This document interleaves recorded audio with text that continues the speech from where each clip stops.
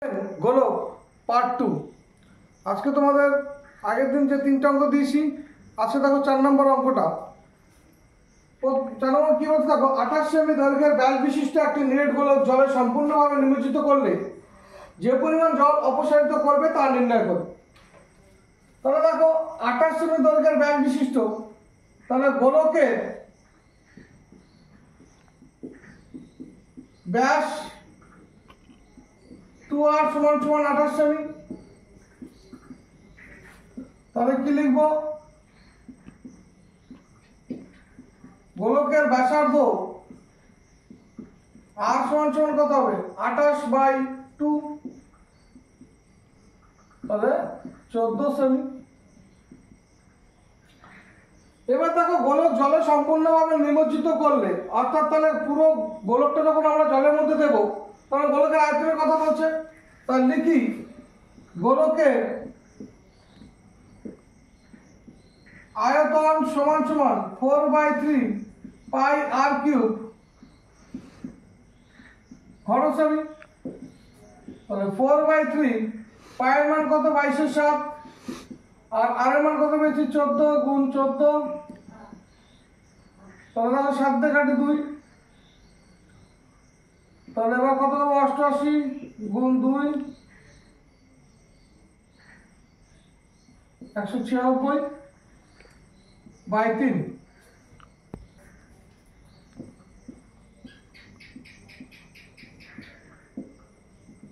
ঘন সেমি।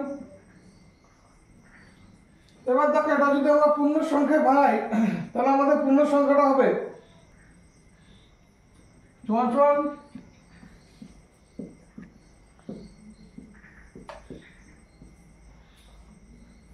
তাহলে জল অপসারিত করবে, তাহলে কত পরিমাণ জল অপসারিত করবে, এই এক হচ্ছে দেখো 11,498 পূর্ণ 2/3 ঘনসেমি জল অপসারিত করবে। তাহলে আমরা কি লিখব, অতএব অপসারিত জলের পরিমাণ সমান 11,498 পূর্ণ 2/3 ঘনসেমি।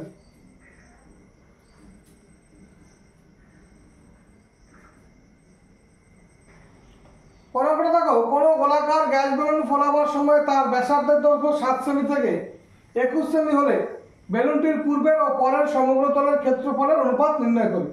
অর্থাৎ বেলুনটা ফোলাবার আগে কি ছিল ক্ষেত্রফল অনুপাত, আর বেলুন ফোলানোর পরে কি হয়েছে ক্ষেত্রফলটা, এই দুটোর অনুপাত আমাদের চেয়েছে। তাহলে আমরা কি লিখতে পারি এখান থেকে দেখো, গ্যাস বেলুনের ব্যাসার্ধ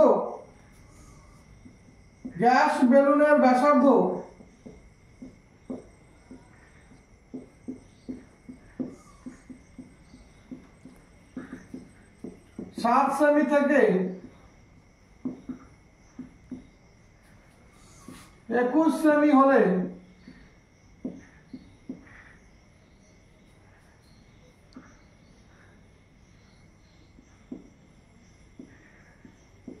বেলুন ফোলাবার আগে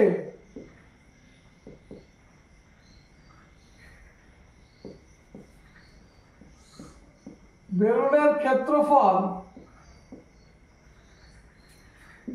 4 পাই ইন্টু 7² এবং বেলুন ফোলাবার পরে বেলুনের ক্ষেত্রফল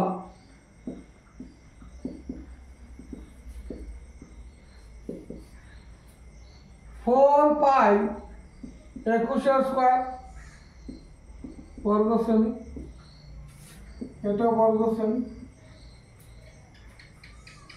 তাহলে দেখো এবার আমার কি বলেছে, পূর্বের ও পরের সমগ্র তলের ক্ষেত্রফল অনুপাত। তাহলে দেখো প্রশ্ন অনুসারে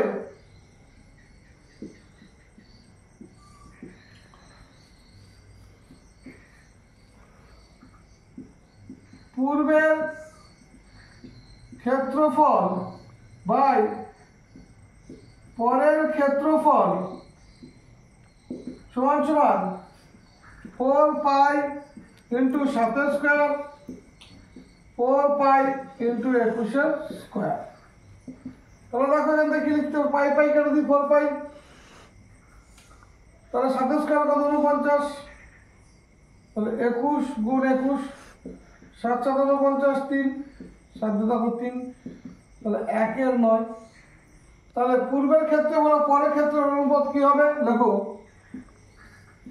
পূর্বের ক্ষেত্রফল অনুপাত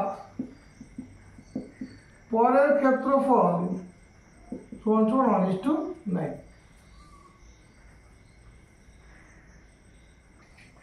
তাহলে দেখো আবার বুঝে নাও, বেলুন ফুলানোর আগে ছিল 7 সেমি, বেলুন ফুলানোর পরে 21 সেমি তার ব্যাসার্ধ।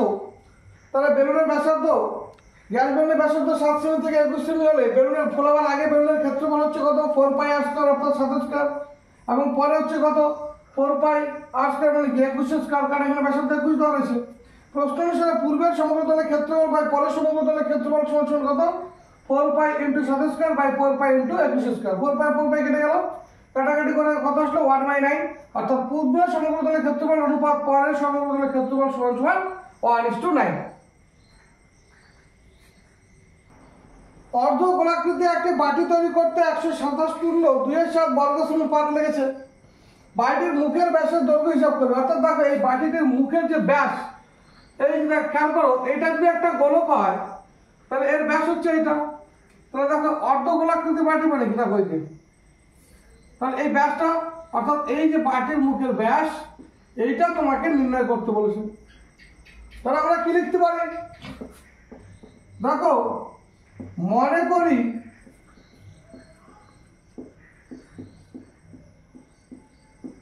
ব্যাসার্ধ আর সমান সমান ব্যাসার্ধ সমান সমান আর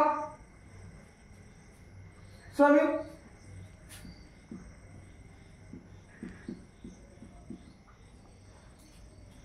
এবার দেখো 127 পূর্ণ 200 বর্গ সেমি পাত লেগেছে, বাটির মুখের ব্যাসের দৈর্ঘ্য হিসাব করি। এবার দেখো বাটিটির ক্ষেত্রফল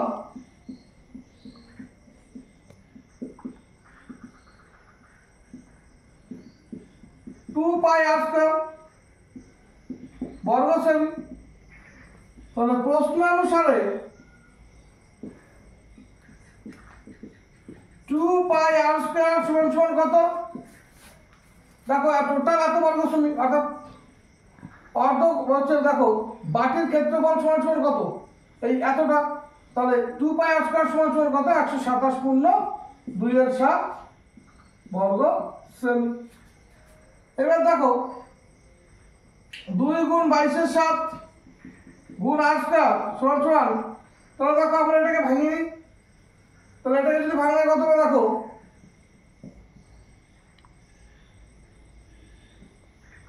তাহলে 890 আর 2 কত 891 বাই 7। তাহলে দেখো এই পাশে গুণ থাকলে ওই পাশে কি হয় ভাগ, 891 গুণ 7 2 গুণ 22। তাহলে দেখো 11 তে কাটবো 8 11 88 1 11 11 2, তাহলে দেখো কত থাকলো উপরে আর স্কয়ার সমান সমান 81 গুণ 7 আর নিচে দেখো 4। তাহলে এই সাথে কেটে গেল, তাহলে দেখো আর সমান সমান √/81/4 9 গুণ 9 বাই 2 গুণ 2, তো আর সমান সমান কত 9/2 অর্থাৎ 4.5। তাহলে আমাদের কি বলছে দেখো মুখের ব্যাস, তাহলে আমরা লিখতে পারি অতএব বাটিটির মুখের ব্যাস সমান সমান 2r 2 গুণ 4.5, তাহলে 9 সেমি। তাহলে বাটির মুখের ব্যাস কত হবে 9 সেমি।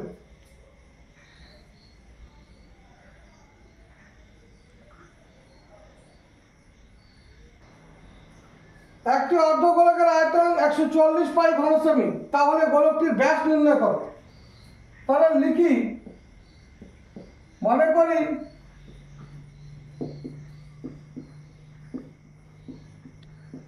গোলকটির ব্যাসার্ধ r সমান ব্যাসার্ধ সমান r সেমি। মনে করি গোলকের ব্যাসার্ধ সমান r সেমি, তাহলে গোলকের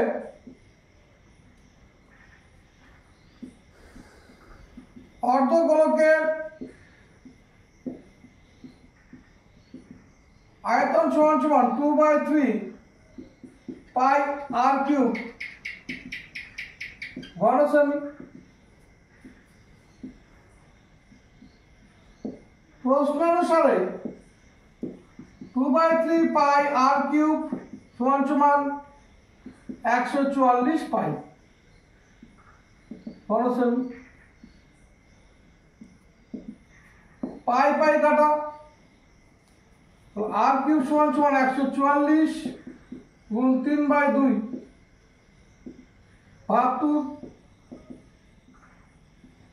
আর কি হচ্ছে 216, r সমান কিউব রুট 216, কিউব রুট 6 গুণ 6 গুণ 6, অর্থাৎ r সমান 6 ঘন সেমি, 6 সেমি। এইবার দেখো গোলকটির ব্যাস বলেছে, তাহলে আমরা লিখবো অতএব গোলকটির ব্যাস সমান 2r 2 গুণ 6 সেমি সমান 12 সেমি। তাহলে গোলকটির ব্যাস হবে কত? 12 সেমি। একটি গোলকের ব্যাস অপর একটি গোলকের ব্যাসের দ্বিগুণ যদি বৃহত্তর গোলকটির মোট ক্ষেত্রফল ক্ষুদ্রতর গোলকটির আয়তনের সমান, তাহলে ছোট গোলকটির ব্যাসার্ধ নির্ণয় করো।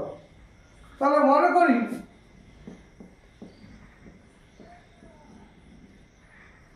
বৃহত্তর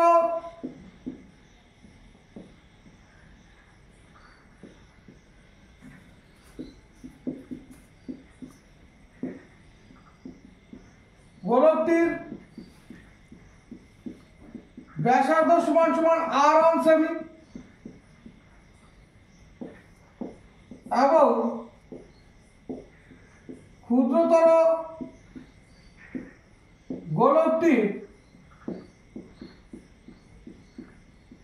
ব্যাসার্ধ সমান r2 সেমি। তাহলে কি বলছে,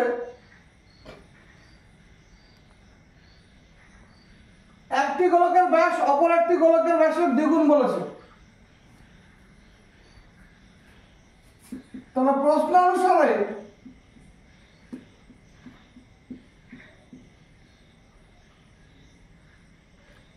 টু r1 সমান 2 into 2r2, তাহলে r1 সমান 2r2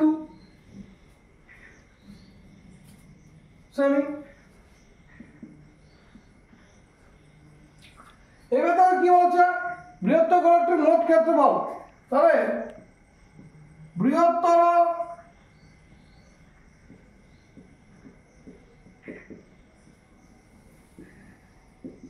গোলকটির ক্ষেত্রফল সমান 4 পাই r1 তার স্কয়ার বর্গ সেমি। আর কি বলছে দেখো, ক্ষুদ্রতম গোলকটির আয়তন, তাহলে লিখবো ক্ষুদ্রতম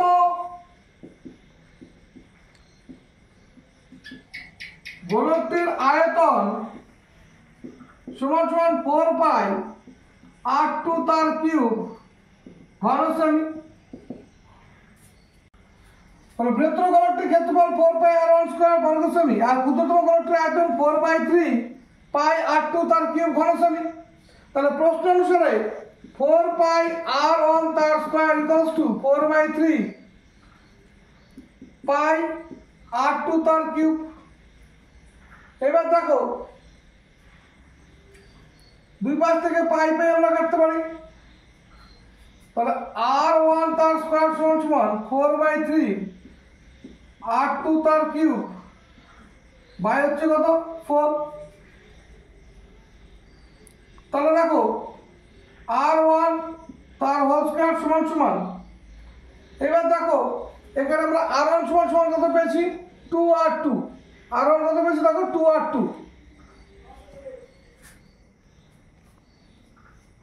তাহলে এখান থেকে কি লিখতে পারি 3r1 square equals to r2 cube. তাহলে আমরা r1 এর মান কত পেয়েছি 2r2, তাহলে 3 into 2r2 তার স্কয়ার সমান সমান r2 কিউব। তাহলে দেখো এখান থেকে আমরা কি লিখব, তাহলে দেখো 3 into 4 r2 তার square equals to r2 cube. তাহলে 12 r2 square equals to r2 cube. তাহলে দেখো 12 সমান সমান r2 cube by r2 square, এটা কাটলে তাহলে কি পড়ে থাকবে দেখো, তাহলে r2 সমান সমান 12। এখানে লিখি r2 সমান সমান কত 12। তাহলে ছোট গোলকটির ব্যাসার্ধ নির্ণয় করো। তাহলে দেখো ছোট গোলকটির ব্যাসার্ধ কি দিয়েছিলাম r2, তাহলে ছোট গোলকের ব্যাসার্ধ কত বলবো r2 সমান সমান 12 সেমি। আর r1 এর মান কি পেয়েছিলাম 2r2, তাই দেখো এখানে r1 এর মান বসিয়েছি, আর এটা দেখো পাই পাই কেটে দিয়েছি। তাহলে দেখো এখানে কত ছিল এই 4 4 কেটে গেল, তাহলে 3 এখান থেকে কি পেলাম 3r1 স্কয়ার ইন্টু সমান সমান কি হচ্ছে r2 তার হোল কিউব। এবার এখানে r1 এর মান বসালাম আমরা। আর না দেখো তোমরা এখানে ডিরেক্ট 4 পাই কাটতে পারো, তাহলে কেটে দিলে কি পাবো এখান থেকে দেখো ডিরেক্ট আমরা এই লাইনটা পেয়ে যাবো 3r1 তার স্কয়ার সমান সমান r2 তার হোল কিউব, যে লাইনটা আমরা এখানে করেছি। তারপর বাকিটা এইটা, তাহলে r2 সমান সমান 12।